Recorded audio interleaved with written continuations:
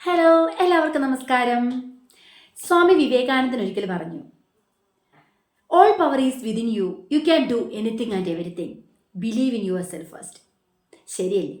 നമുക്ക് നമ്മളിൽ തന്നെ ഒരു വിശ്വാസം ഉണ്ടെങ്കിൽ ലോകത്തിൽ ഒരു ശക്തിക്കും നമ്മളെ തോൽപ്പിക്കാനാവില്ല. നമ്മൾ ആഗ്രഹിക്കുന്ന ആ ഒരു പ്ലേസിൽ നമുക്ക് എത്തിച്ചേരാനായിട്ട് സാധിക്കും. It's Milindo. Welcome back to trading mile stone.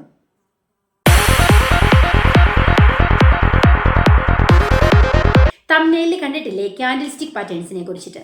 പറയുമ്പോൾ വളരെ ഈസി ആയിട്ട് തോന്നും അല്ലേ? ക്യാൻഡിൽ സ്റ്റിക്കാണ്, ക്യാൻഡിൽസ് നമ്മളെപ്പോഴും കാണുന്നുണ്ട്, അപ്വേർഡിൽ പോകുന്നു, ഡൗൺവേർഡിൽ പോകുന്നു. പക്ഷെ അതല്ല, ഈ ക്യാൻഡിൽസിനും പറയാനുണ്ട് കുറേ കഥകൾ.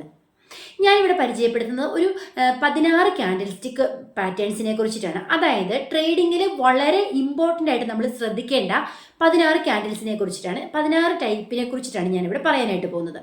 അതിനുള്ളിൽ തന്നെ ഒരു 6 bullish candle stick, 6 bearish candle stick, അപ്പോൾ 12 അല്ലേ ആയിട്ടുള്ളൂ. പിന്നെ ഒരു 4 കണ്ടിന്യൂഷൻ പാറ്റേൺസും കൂടിയാണ് ഞാൻ പരിചയപ്പെടുത്താനായിട്ട് പോകുന്നത്. ഇപ്പോൾ ഈ 16 ഞാൻ ഒറ്റ വീഡിയോയിൽ ഉൾപ്പെടുത്തുന്നില്ല, ഞാൻ ഡിവൈഡ് ചെയ്തിട്ടാണ് പറയുന്നത് കേട്ടോ. എന്താണെന്ന് വെച്ചാൽ ഞാനിവിടെ ക്യാൻഡിൽസ് പറയുന്നു, ആ ക്യാൻഡിൽസിൻ്റെ മീനിങ്സ്, അതായത് ആ ക്യാൻഡിൽസ് എങ്ങനെ ഉദ്ദേശിക്കുന്നു എന്ന് പറയുന്നു, അത് എവിടെ കാണപ്പെടുന്നു, അല്ലെങ്കിൽ ഒരേ ക്യാൻഡിൽസ് തന്നെ നമ്മൾ പല സ്ഥലങ്ങളിൽ കാണപ്പെടുന്നുണ്ട്, അത് എവിടെ കാണുന്നു എന്നത് വളരെ ഇമ്പോർട്ടൻ്റ് ആയിട്ടുള്ളൊരു കാര്യമാണ്. ഇപ്പം നമ്മളൊരു ഡോജി ക്യാൻഡിൽ കണ്ടു, ആ ഡോജി ക്യാൻഡിൽ ഒരു അപ്വേർഡിൻ്റെ മുകളിലോ അല്ലെങ്കിൽ ഒരു സൈഡ് വേസിൽ ഡൗൺവേർഡിൻ്റെ താഴെ, അങ്ങനെ അത് കാണപ്പെടുന്ന പ്ലേസിന് വളരെ ഇമ്പോർട്ടൻ്റ് ഉണ്ട്. അതുകൊണ്ട് ഒരു ക്യാൻഡിൽ സ്റ്റിക്ക് മനസ്സിലാക്കുമ്പോൾ നമ്മളത് ചിത്രത്തിൽ കാണിച്ചു തരാം. അത് നിങ്ങളൊന്ന് ചാർട്ടിൽ ഐഡൻറ്റിഫൈ ചെയ്തിട്ട് ഇത് കറക്റ്റ് ആണെന്ന് നോക്കുക. കറക്റ്റായിട്ട് നിങ്ങൾക്ക് കിട്ടുവാണെങ്കിൽ ഒന്ന് കമൻറ്റ് ചെയ്ത് അറിയിക്കുക. അപ്പോഴെനിക്കൊരു വളരെ ഒരു സന്തോഷം ഉണ്ടാകും. കാരണം എന്താണെന്ന് വെച്ചാൽ ഞാൻ അതുപോലെ ഐഡൻറ്റിഫൈ ചെയ്തിട്ടാണ് ഇന്ന് ക്യാൻഡിൽ സ്റ്റിക്ക് നിങ്ങളെ പരിചയപ്പെടുത്താനായിട്ട് ഉദ്ദേശിക്കുന്നത്. അപ്പം ആദ്യമേ പറയട്ടെ, ഈ ക്യാൻഡിൽ സ്റ്റിക്കിന് നമ്മുടെ ഒരു ട്രേഡിങ്ങിൽ അല്ലെങ്കിൽ ആ ഒരു പ്രൈസ് മൂവ്മെൻറ്റിൽ വളരെ പ്രാധാന്യമുണ്ട്.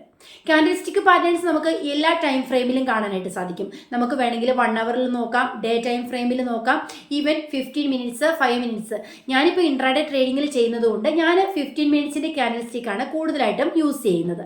ഇനി ഓരോ ക്യാൻഡിൽ സ്റ്റിക്കും നമ്മളെ ഈ ഒരു ടെക്നിക്കൽ അനാലിസിസിൽ വളരെയധികം ഹെൽപ്പ് ചെയ്യുന്നുണ്ട്. ശരിക്കും ആദ്യം നമ്മൾ എന്താണ് ക്യാൻഡിൽസ് എന്ന് മനസ്സിലാക്കേണ്ടതായിട്ടുണ്ട്. ഓൾറെഡി നമുക്കറിയാം ഇല്ലേ ക്യാൻഡിൽസ് എന്താണ്, നമ്മൾ പലയിടത്തും കണ്ടിട്ടുണ്ട്, ട്രേഡിങ്ങിൽ കണ്ടിട്ടുണ്ട്. എങ്കിലും ഒന്നുകൂടി പറയാം, ഒരു ക്യാൻഡിൽസിൻ്റെ പ്രധാനമായിട്ട് നമുക്ക് 3 പാർട്ടായിട്ട് തിരിക്കാം അല്ലേ? ഒന്നാമതായിട്ട് അതിൻ്റെ ബോഡി എന്ന് പറയുന്നത്, ഇത് റെപ്രസെൻറ്റ് ചെയ്യുന്ന എന്താണ്?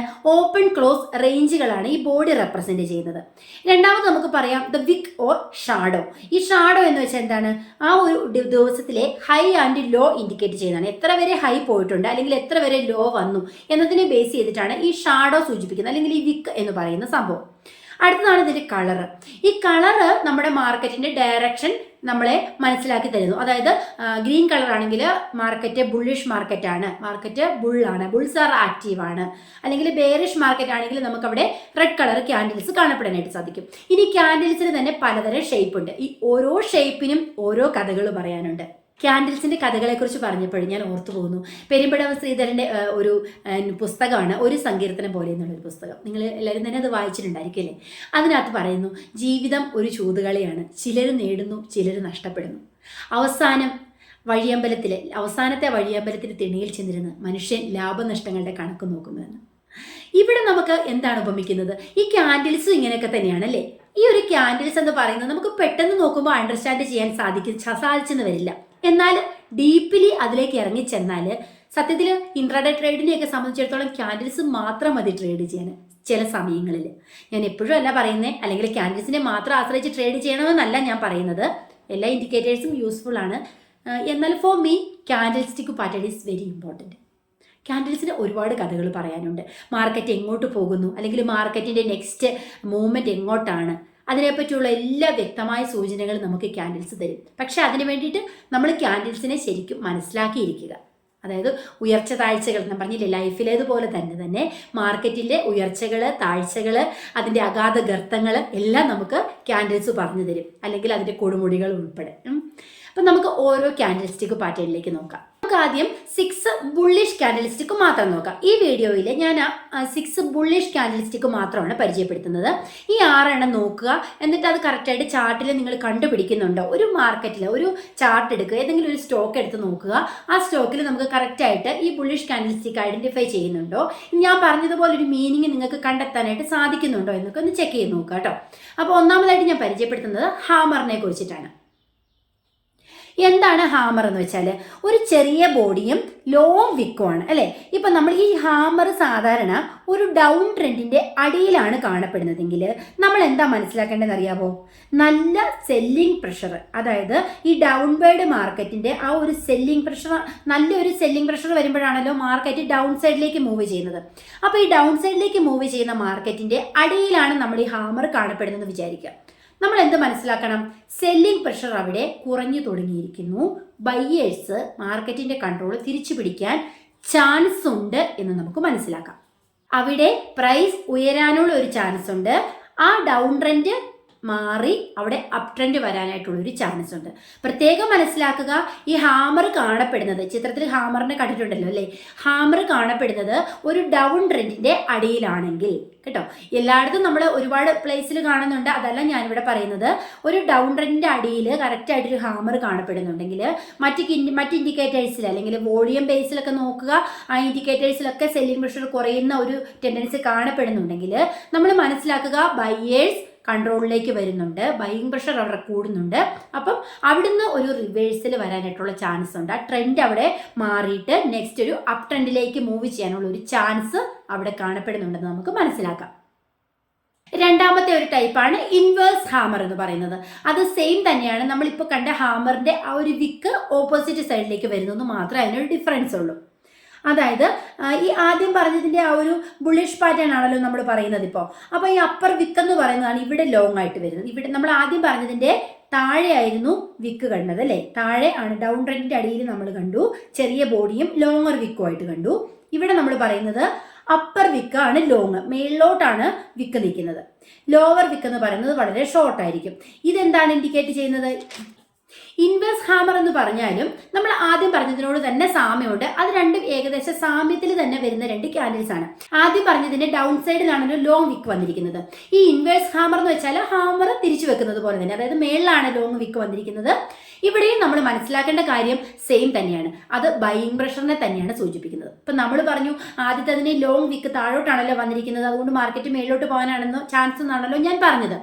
ഈ ഇൻവേഴ്സ് ഹാമർ വന്നാലും നമ്മൾ മനസ്സിലാക്കേണ്ടത് സെല്ലിംഗ് പ്രഷറിന്റെ കുറവ് തന്നെയാണ് അവിടെ മനസ്സിലാക്കേണ്ടത് കേട്ടോ. നമ്മളിപ്പോൾ പറയുന്നത് ഗ്രീൻ കളറായിട്ടുള്ള ഏതാണ് ബുൾസിന്റെ കാര്യമാണ് പറയുന്നത് കേട്ടോ. ബുള്ളിഷ് ക്യാൻഡിൽസ്റ്റിക് മെത്തേഡുകളാണ് നമ്മളിവിടെ പറഞ്ഞുകൊണ്ടിരിക്കുന്നത്.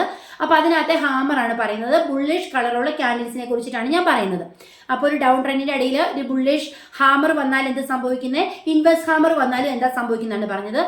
ഫലം ഓപ്പോസിറ്റ് തന്നെയാണ്, അതായത് അവിടെ ബൈയിങ് പ്രഷർ കൂടുകയും മാർക്കറ്റ് ഉയരാനുള്ള ചാൻസ് തന്നെയാണ് ഇൻവേഴ്സ് ഹാമറിലും കാണിക്കുന്നത്.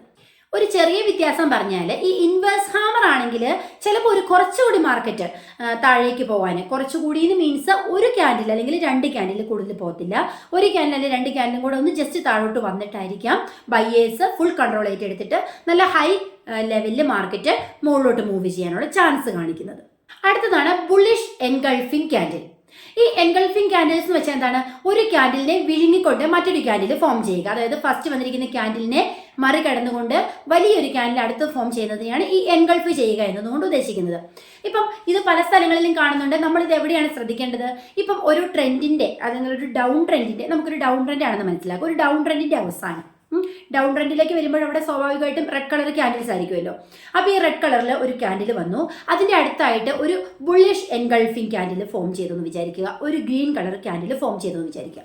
അപ്പോൾ അവിടെ എന്താ സംഭവിച്ചേ, അവിടെ ഒരു ബുൾസ് ആക്റ്റീവായി എന്നുള്ളതിന്റെ സിമ്പലാണ് ഒരു ട്രെൻഡിന്റെ അവസാനം, ഒരു ഡൗൺ ട്രെൻഡിന്റെ അവസാനമാണ് ഈ ബുള്ളിഷ് എൻഗൾഫിംഗ് ക്യാൻഡിൽ ഫോം ചെയ്യുന്നതെങ്കിൽ മനസ്സിലാക്കുക മാർക്കറ്റ് ബയ്യേഴ്സ് അതിന്റെ കൺട്രോൾ ഏറ്റെടുത്ത് കഴിഞ്ഞു, മാർക്കറ്റ് മുകളിലോട്ട് പോകാനുള്ള ഒരു ചാൻസ് ഉണ്ട്. ഇതിനെ കൺഫേം ചെയ്യാനായിട്ട് ഒരു കാര്യം കൂടെ പറയാം.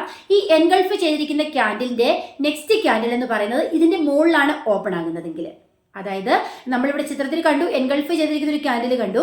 നെക്സ്റ്റ് ക്യാൻഡിൽ ഓപ്പൺ ആകുന്നത് ആ എൻഗൾഫിംഗ് ക്യാൻഡിലിന്റെ മുകളിലാണെങ്കിൽ നിസ്സംശയം നമുക്ക് പറയാം മാർക്കറ്റ് മുകളിലോട്ടാണ് മൂവ് ചെയ്യുന്നത്. അടുത്തൊരു രീതിയാണ് പേഴ്സിംഗ് ലൈൻ എന്ന് പറയും. പേഴ്സിംഗ് ലൈൻ എന്ന് വെച്ചാൽ എന്താണ്? ഇത് 2 ക്യാൻഡിൽസ് ചേർന്ന് വരുന്ന ഒരു പാറ്റേൺ ആണ്.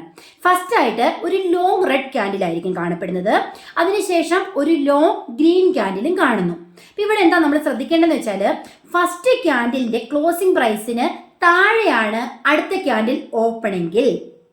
ശ്രദ്ധിക്കുക, ഫസ്റ്റ് ക്യാൻഡിൽ ക്ലോസ് ചെയ്തിരിക്കുന്ന പ്രൈസിന്റെ താഴെയാണ് അടുത്ത ക്യാൻഡിൽ ഓപ്പൺ ചെയ്തിരിക്കുന്നതെങ്കിൽ അവിടെയും ബയ്യേഴ്സിന്റെ കൺട്രോള് വരാൻ ചാൻസ് ഉണ്ട്.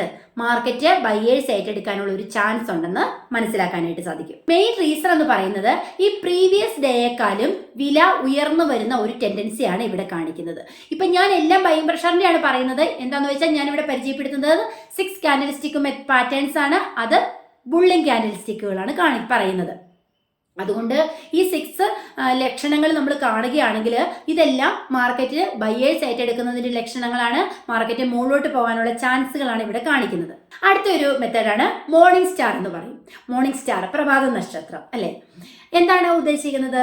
ഈ പ്രഭാത നക്ഷത്രം പോലെ തന്നെ, പേര് പോലെ തന്നെ വളരെ പ്രതീക്ഷ നൽകുന്ന, പ്രഭാത നക്ഷത്രം എന്നൊക്കെ പറയുന്ന ഒരു പ്രതീക്ഷയുടെ ഒരു സിമ്പിൾ ആണല്ലോ. ഈ പേര് പോലെ തന്നെ ഒരു പ്രതീക്ഷ നൽകുന്ന ഒരു ക്യാൻഡിൽ സ്റ്റിക്ക് മെത്തേഡാണിത്.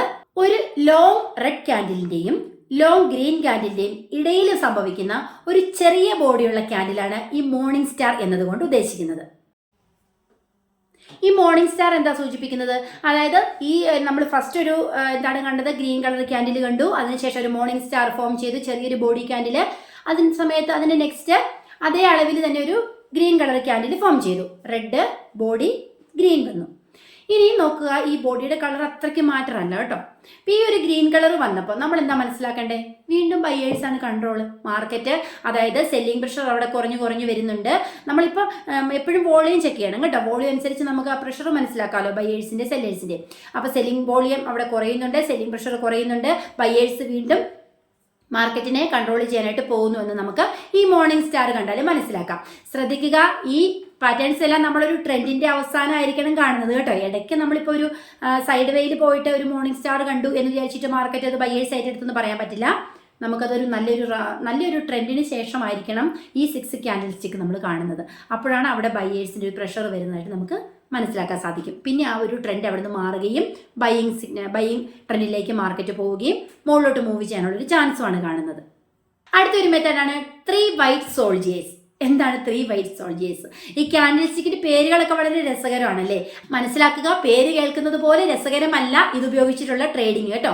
വളരെ വ്യക്തമായിട്ട് ഐഡന്റിഫൈ ചെയ്യുക. ഇത് നമ്മൾ ഉദ്ദേശിക്കുന്ന ക്യാൻഡിൽ ആണോ എന്ന് മനസ്സിലാക്കുക. അതെവിടെയാണ് ഫോം ചെയ്തിരിക്കുന്നത് മനസ്സിലാക്കുക. അതാണ് ഏറ്റവും ഇമ്പോർട്ടൻ്റ് ആയിട്ടുള്ളത്. അതിനുശേഷം അതിന്റെ മീനിങ് മനസ്സിലാക്കുക. മറ്റ് ഇൻഡിക്കേറ്റേഴ്സ് കൂടെ വെച്ചിട്ട് ഐഡന്റിഫൈ ചെയ്യാൻ ശ്രമിക്കുക.